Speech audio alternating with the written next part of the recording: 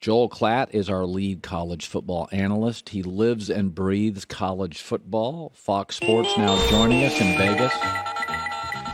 All right, so I don't know how good Malik Willis will be, but I think he's going to go really early at the top of the second round. If I said to you, all right, Klatt, put the, let's put the Karnak hat on and make a big prediction here. Where do you think he goes? Where works for him? All right, there's three locations early in tonight's second round. Seattle has the 40th and 41st selection, so that's the 8th and 9th pick tonight in the second round. I think that's an interesting spot for him.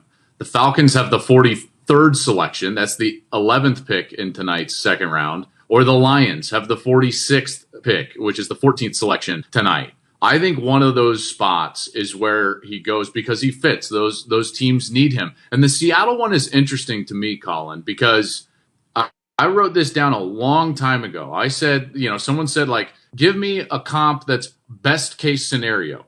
If Malik Willis reaches his full potential, what is he? And I said, okay, that's interesting. He's probably a stronger armed Russell Wilson. And there Seattle is with the 8th and 9th pick in tonight's second round, 40 and 41 overall. That's an interesting spot. Yeah, I thought Baltimore did such a great job. Best safety, best center, never moved up. What did you make of the Jets haul? What did you make of what they did? I thought they had the best first round of anybody last night. They got my best corner as the second corner taken. They got my best wide receiver as the second wide receiver taken. And they got my third best edge rusher way down I would categorize in the bottom half of the first round. I mean, that was an amazing night for the New York Jets. Yeah.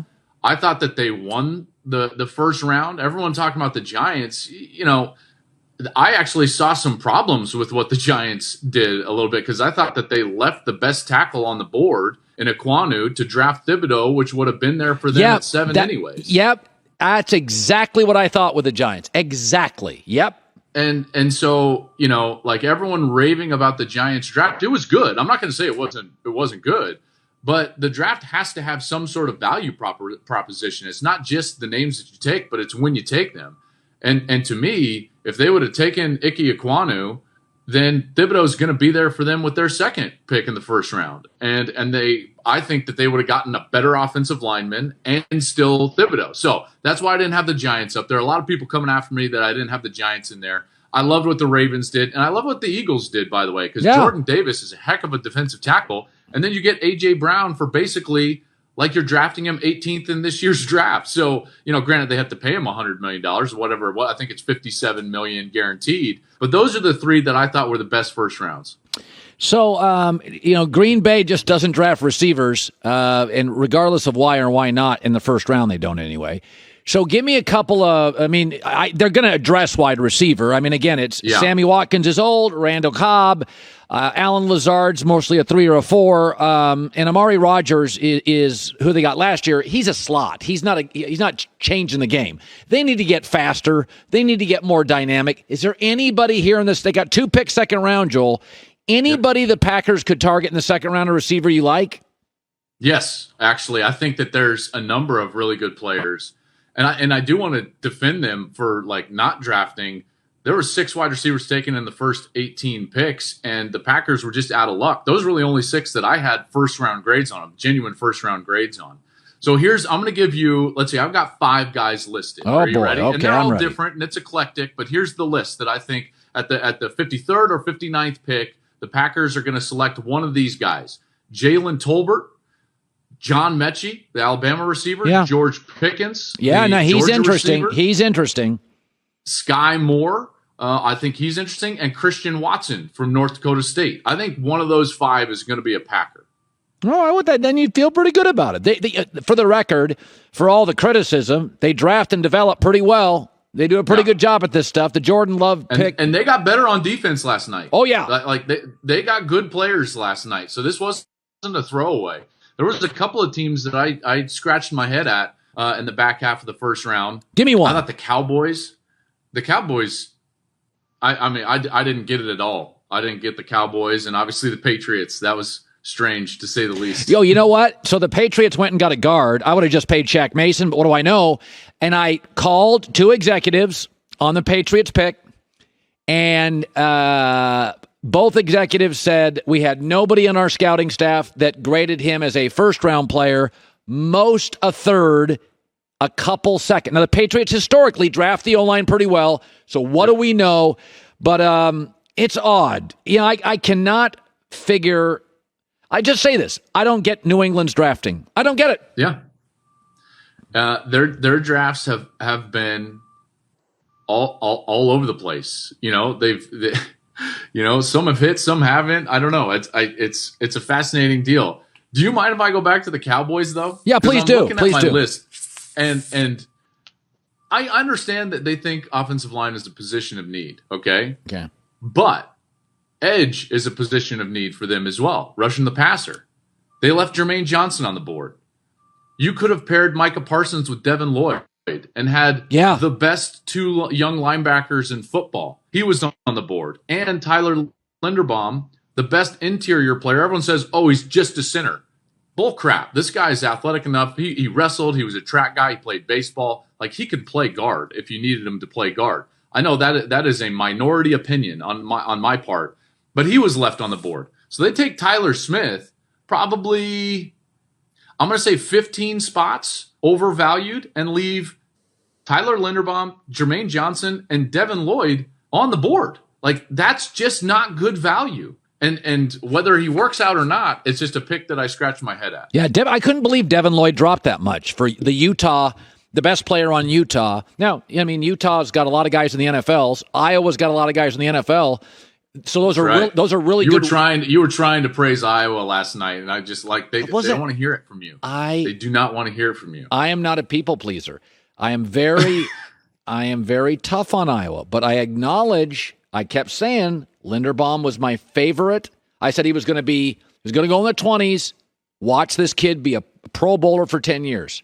On that point, Colin, I have 3 favorites in this draft. Okay. Guys that I knew weren't going to be the first pick. Obviously, listen, I had Hutchinson number 1 overall, but 3 guys that I was just like, they're going to make an immediate impact, number 1. 2, I think they're going to be all pros within their first 5 years, and they could be all pros for a lengthy career, at least 2 of the 3, based on the positions that they play. Kyle Hamilton, the safety from Notre Dame, Tyler Linderbaum, the center from Iowa, and Breece Hall. We haven't seen Breece Hall come up, so the running back, granted, you're not going to get a 10-year all-pro career out of a running back, but this is a guy that's going to be highly, highly impactful. The Ravens got 2 of those 3, so I can't wait to see where Breece Hall goes tonight. I think he's probably in my top 3 players available going into the second round. Okay, finally, as America's honesty broker, I watched USC spring game. Now, I knew it. I knew we were going to get to USC. Okay. Now, they're not going to win a national championship this year. No, they're not. They're not. The front seven's not good enough defensively. They'll score a bunch of points. Right. They looked completely organized and physical. They haven't looked like either one of those in 6 years. So I watched them, and I thought to myself, the game is moving to offense. He's the McVay of college, I think. Caleb Williams is really good, really good. I'm sure you saw the spring game. This is what you do. I did. It smelled like not only team spirit, but 10 wins to me. What do you make of it? 10 wins? Well, I mean, you're dating yourself, and you're giving your Seattle roots there, because none of the players on the field are going to even know what you're referencing with team spirit. But that's neither here nor there. I'm going to stand by this, and I've been beat up over this prediction. I think USC at some point this year is going to be a top 10 team. I don't know if they'll finish there. I don't know if they have the staying power, like you said, up front defensively to finish the season there. But I think they're one of the 2 best teams in the Pac-12. It's not going to shock me if they win the division. UCLA is quietly a very good football team. I think LA is strong. Utah is obviously still strong. They're the defending champ. I'm interested to see what Oregon does with Dan Lanning. But you'd be crazy to think that Lincoln Riley is not going to build something special at USC. I think that they can make an appearance in the top 10 this season, and I think that they're going to be a playoff contender within, if you said over under 2.5 years, I would take the under. Oh, God, yeah. Under, absolutely. 9 9 wins this year. By the way, did you see what they did to their schedule? I did see that. Bye week before the Pac-12 championship, so they can be rested to polish off whoever it is they, do. And it's very. I've never quite seen you like this. I got to tell you, this USC obsession, it's fascinating. I love it. Well, they've been not great for years, so I've been very. Well, that's an understatement. And listen, I love Clay Helton. I'll just say it like it is in my estimation. The football adults are back in the room at USC, and there are so many great players in Southern California that we would be completely crazy to think that this is not going to turn into something really special in college football. Okay, first player taken in the second round today is who? Oh, gosh, Tampa. I don't think that they need anything right away. I think Jalen Petrie, the safety from Baylor, is interesting because he's such a versatile guy and he can give you a lot of slot defense. And when you look at what they were able to do and not able to do, in particular in their loss in the divisional round to the Rams, they struggled in the slot a little bit. So I'm going to go with Jalen Petrie.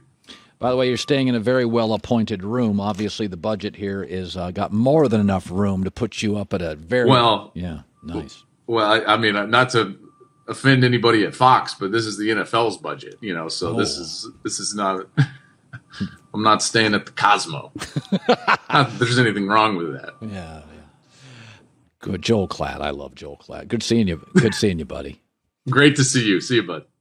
Hi, everybody. Thanks for watching. Subscribe here to get the latest from the show. Also, be sure to check out more of the best clips from The Herd or go watch a few segments from other shows on FS1.